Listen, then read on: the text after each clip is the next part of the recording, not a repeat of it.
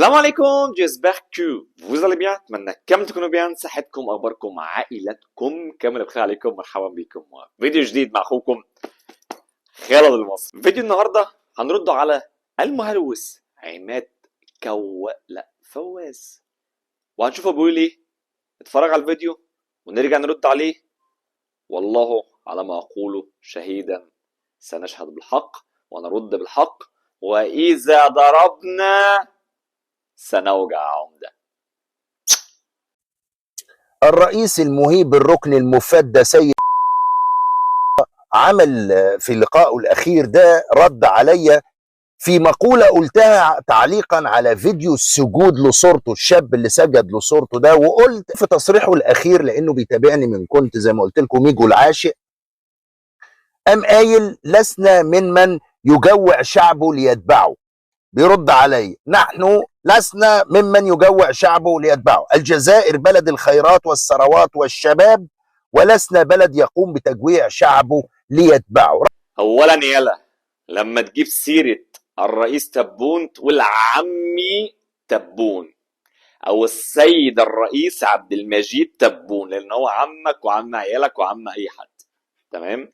ثانيا، نتكلم على ان هو السيد الرئيس ساب كل اللي وراه وبيتابع احمد فواز. لا تخرج قبل ان تقول سبحان الله. والراجل دوت يعني هو قال رد عماد فواز، قال ان هو قال مش عارف ايه. انا اخدت الكلمه دي والصوره ديت، بحثت عليها وبحثت عن التصريح ده، ما لقيتهوش. هو ما شاء الله يعني هم شاطرين ما شاء الله في التلوين والفوتوشوب والحاجات دي، واحنا دي حاجه عارفينها. نرجع للي هو قاله التاني، الشاب اللي هو سجد صوره الرئيس عبد المجيد تبون. اولا الواقعة دي استنكرها الجزائريون قبل أي شيء، وحتى الرئيس ذات نفسه يستنكر هذا الوضع. تمام. نتكلم بقى في الحادثة نفسها. حصلت ليه؟ الراجل ده الشاب ده عمل يعني حصل له حاجة من الدولة بتاعته، حاجة يعني فرحته، فعمل تصرف تلقائي، مش حاجة هو مرتب لها، حاجة تلقائية عمل كده، وده فعل غلط. وكل الجزائريين اول ما قالوا ان ده فعل غلط، والرئيس ذات نفسه ينكر هذا الفعل وقال فعل غلط، ما بنتباهوش بحاجات شبه كده. تمام. لان دول احرار ولاد احرار، الناس دي احرار ولاد احرار. نكمل الفيديو عشان كله ضحك. استنوا اللي جاي هيوجع اكتر. اتبعه. رد عليا قال لي: انت كذاب. انا كذاب؟ اوكي، يعني انتوا لستوا بلد يجوع شعبه يتبعه. وشفنا كثيرا من الفيديوهات بنشر لك فيها بقالي سنتين، والحراجه اللي بيهربوا من البلد وغيره. انا هحط لك فيديو يا ميجو جاوبني عليه اليومين اللي فاتوا دول. يحط لك فيديو يجاوبك عليه اليومين اللي فاتوا. طمن بقى، الشغل عامل ايه؟ الحشيش تمام؟ تمام، حاجه عايله قوي يا معلم. زي الفل يا سيدي الناس. الحمد لله. عائلتين نقلوهم المستشفى، مرضهم ايه؟ عائلتين نقلوهم الاسبيطار. ليه؟ جعانين ما بياكلوش.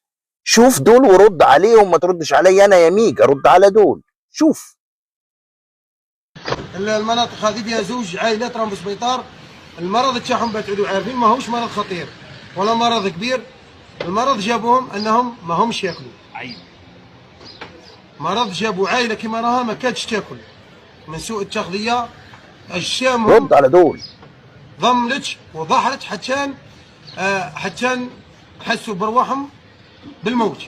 حزتهم الاسعافات وجابوهم الاسعاف للسبيطار تاع ولاد جلال. الوالو ما كانش تاكل هذه العائله كل منهم قال انا كنا ناكلوا في التواعط وقيل استغفر الله يا رب.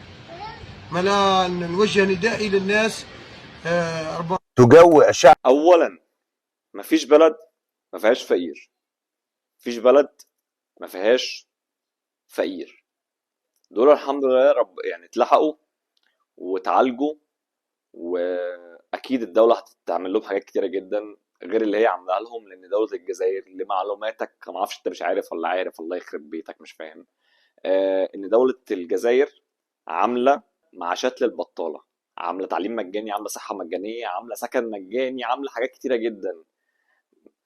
نخلي الدولة على جنب.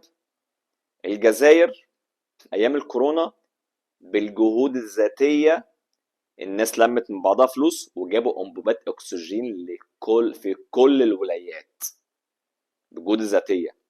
الجزائر لو حسوا ان انت محتاج كل البلد هتقف معاك.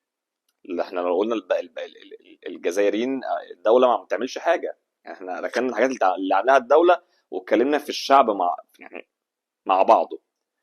رد لي على دول كده يا عماد. مش عارف الفيديو دول 2 ماتوا بالجوع.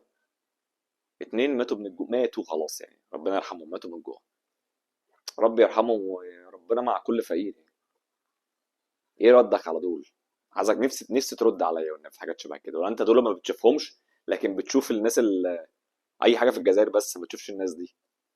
انتوا عارفين الفيديو ده يا جماعه؟ انا كنت عامل عليه فيديو قبل كده. تمام.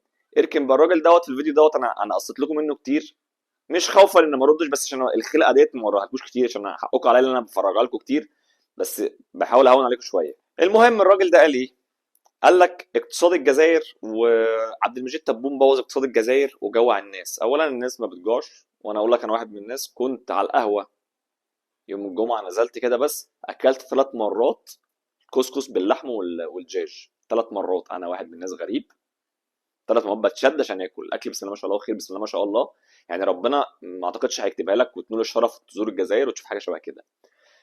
نتكلم بقى في الاقتصاد. انا قلتها وهقولها تاني عشان انت مش عارف.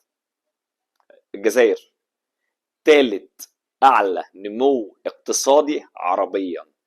الجزائر تاني اعلى نمو اقتصادي افريقيا. الجزائر ماشيه بنمو اقتصادي 96% عن سنه 2019.